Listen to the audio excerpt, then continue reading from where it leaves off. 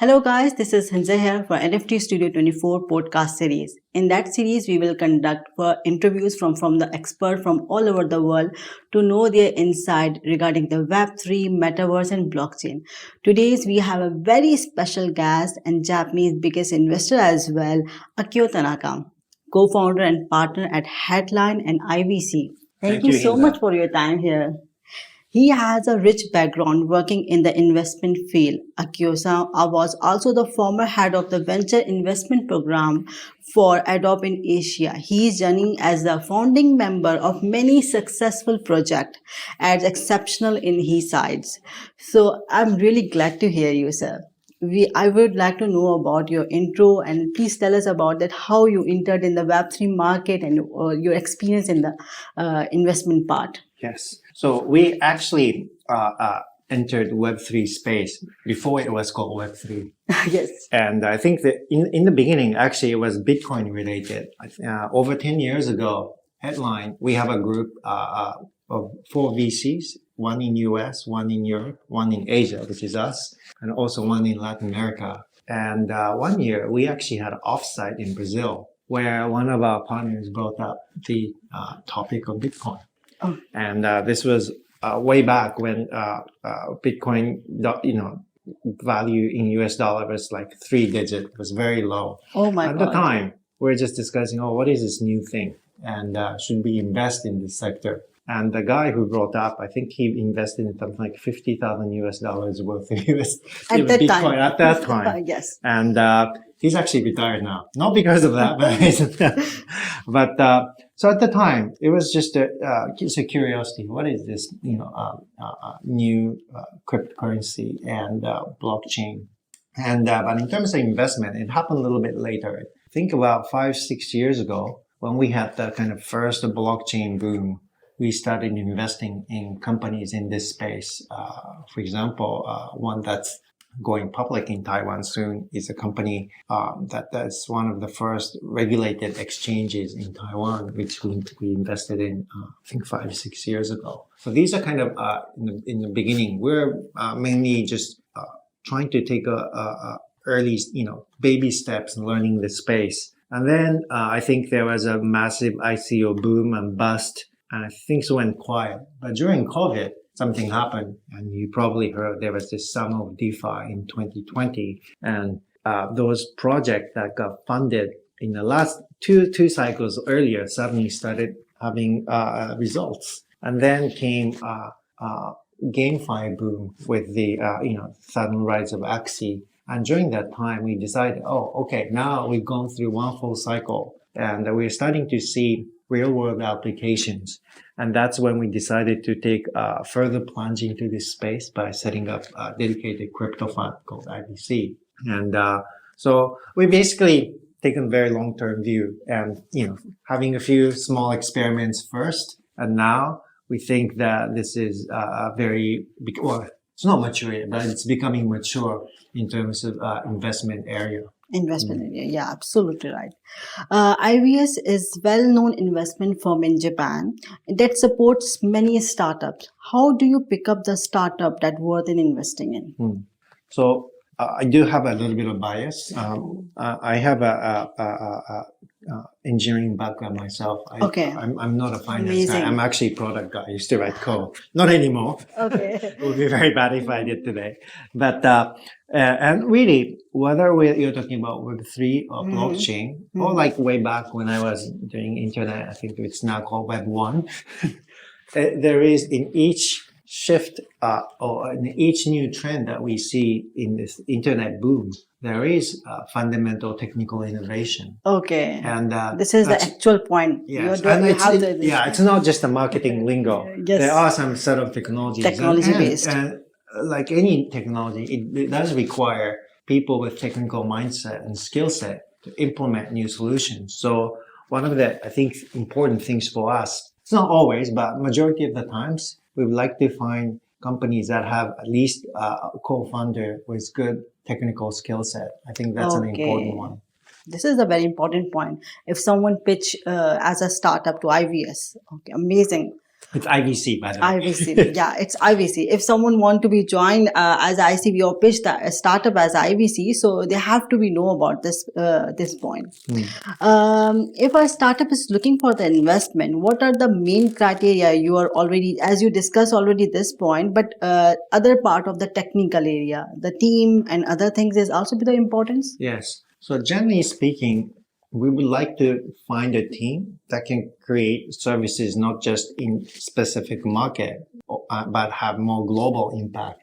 So we are looking for, in general, teams that have a good international background. So that yes, some of the teams may be focused in certain markets like Japan and India. We have some Indian portfolios as well. But at the same time, those players would still need to interface with the rest of the international community, right? Japanese, for example, GameFi companies need to work with international players, including international investors. So we would like to find teams that actually have that DNA. Japan does have quite a few local companies that are purely domestically focused. Yes. And they do have, business to be had in that space. But our focus as a more internationally oriented VC, we would like to find teams that has interesting international DNA. International DNA, amazing. Two main points we got this interview. So, what about the team experience and expertise? If you go for the international technical part and team experience? Yes. Obviously, Web3 is a new field, and many people in this industry don't have tens of 20 years of experience because the industry didn't exist. However, there are still relevant skill set. A lot of that can be transferred from the traditional internet skill set, whether we're in the field of marketing or software development. So we do care about those skill sets, but also we do care about people's ability to actually develop solutions, things that actually, consumers or businesses actually want to use. And I think there was a little bit of wrong focus, in the last cycle we had, where focus was actually issuing more tokens. Yes. And getting the token prices somehow manipulated. Less on what's actually happening with the users. So we do prefer a project that actually does take care of the user of their community and actually building something that users, or sometimes if it's a B2B based solution, companies want to use. So I think utility, has become more important theme, I think, for most VCs investing in this space. And as you told us that the Web3 is just a new, most of the startups have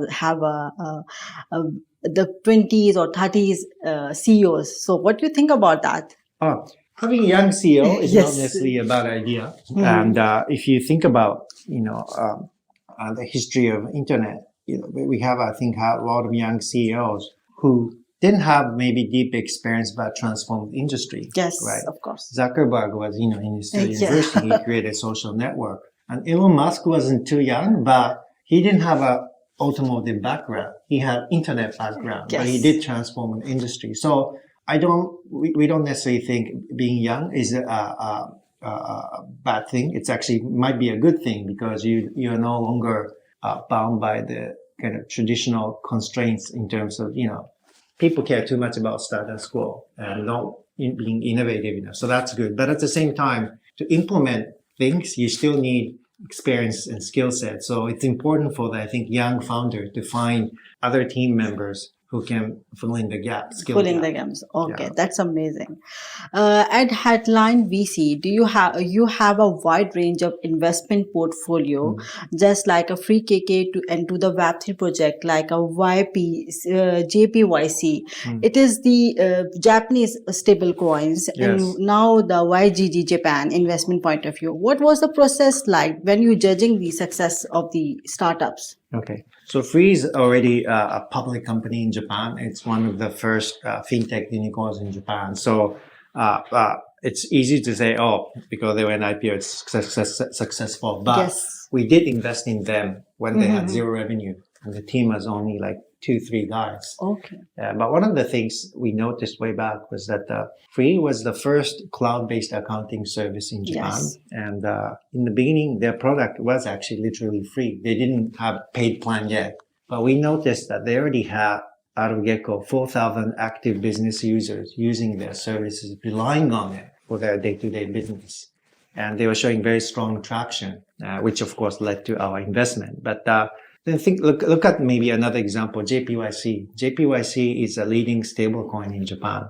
And we co-invested in JPYC with Circle, the issuer of USDC. And full disclosure, Circle is our LP. So Circle invested in a fund. And we were trying to look for stablecoin related investment opportunities in Asia together. Mm-hmm. And when we were looking at Japan, there were, this is a year and a half ago, there are several stablecoin projects that was coming out of Japan, but JPYC was one of the only ones that was both on public chain and already available and having traction. So we invested in the team because of this. At the time, there were other stable coins in Japan. One notably that was actually backed by banks, but it was used for their own purposes on private chain. Yes. And really didn't make sense from the Web3 point of view, because we wanted to invest in infrastructure, stablecoin infrastructure that becomes a hub of all the other Web3 projects that may come out of Japan, whether it's in NFT space, GameFi space, or DeFi space. Mm-hmm. And you cannot do that if you're on a private chain. Yes, of course. JPYC is the biggest Japanese project. Tell us why you decided to invest in them and set apart of other investments perspective. So at the time, there weren't that many stablecoin projects in Japan. So it was a very simple process of elimination, just trying to pick the best that was available. But at the same time, we also noticed the founder, Okabe-san, was very special. Yes. He's been in this space for quite a long time. Yeah, of course. And in fact, I think before JPYC, this must have been like 5 to 7 years ago, he was creating his first blockchain project in Japan, where you earn tokens by walking. Sounds like, actually, It was like a step in, but he was like 7 years too early. So really? So this guy was actually a pioneer in this kind of space. I think it was called Aruku coin, which is like walking coin. And so there was actually a precursor to step in Japan way back, but it was way too early because it was before any Web3 boom. So we did also, we thought the founder was actually a visionary. He was definitely one of the early innovators in Japan. Yes, of course, 100%. I agree this point. This is very important point. Most of the people want to know about that one. So what are some common mistakes that the project made during the fundraising process when they are going to be the investor side? Yes. I think for Japan ones, specifically, especially we are only focused on those Japanese projects that's trying to raise money internationally, because we are focused on internationally minded teams. I think one of the issues that founders don't create a team without having good international DNA. So you cannot have, for example, having an investor meeting where you don't have anyone from the management team to be able to speak to the investor in English. I think that's now if it's a good project, you might still get investment. So it's not end of the world, but you're just making your life more difficult. Yes. Right? So I think having a international core team, I think is an important consideration, especially in Web3, where you probably would like to get investment, not just from investors locally in Japan, but outside of Japan. And that does require a certain skill set. Okay. All right. Yeah. So this is very, you can say that lots of people want to also know about this one. That what is your minimum check amount of the Web3 project? So we have multiple funds. So our token fund is a seed fund. So really there is no minimum size. We can go as small as it needs to. All right. Okay. So that would be there. But you not explain in numbers, right? Yeah. I mean, typically seed stage investment in token project, we are looking at anywhere between like 100K to 500K US lane. That's the typical range. And of Typical. course, there are sometimes exceptions. Exceptions, yes. So this is a very important question for the international audience as well. If a foreigner company, international company, most of the people want to join Japan, especially the international companies. Yes. So if they want to launch their project in Japan, what was the Japanese mindset? Because I'm here from the last 7 years. I really know that the Japanese culture is very different from the other market. And they also try to make the things very the zero risks and zero mistake. So what was the mindset, the investors' mindset, and how the people will come to here and contact with the investor in regarding these things if they are going to be do something in Japan? Oh. Actually, we are right now sitting in WeWork in Yes. Harajuku. This actually office has a lot of international founders and projects who are camping out in Japan. And I believe it really depends on the sector you're going after. If you're going to go into like heavy enterprise B2B, it's super hard. Super hard. It's not impossible, but you have to be prepared to actually spend enough time and money to get going. And hire probably very experienced team. But Web3 entertainment is not as difficult, I think, enter. There are companies, even large companies, willing to work with international players. For example, startups. For example, one of our LP in Japan is Sega, a game company. And their current Web3 approach is that they are not planning to do their own Web3 games yet. But they are willing to collaborate with startups who can actually develop compelling Web3 games or related services. And Sega will prefer to actually partner with such companies. So they're actively seeking out such opportunities, and which is, of course, one of the reasons they're investing in us, because we have a large portfolio of companies in Web3 space. So you might actually find that in the traditional businesses, it might be difficult to get into as an international player, but Web3, I think, might be much more open. Much more open, yes. Because I'm also the member of Blockchain Game Alliance, and you know that they have more than 600 companies, and most of the people, they already have a very strong background in the USA or Europe market, but still they want to come to Japan to join the Japanese gaming industry. Then I have a solution for you. So one of our portfolio, YCG Japan, was set up exactly for that. Oh, they are amazing. Not actually a guild like the core YGG group. They're actually more like a publishers aid platform. So there's multiple things they're doing today. They have, first of all, the largest GameFi focused media in Japan. Oh, so they amazing. have the audience, Japanese gamers who is interested in this space. And then they have the largest paid advertising platform for blockchain games in Japan. So actually companies can use money to acquire users in this relevant space. And third, they also have a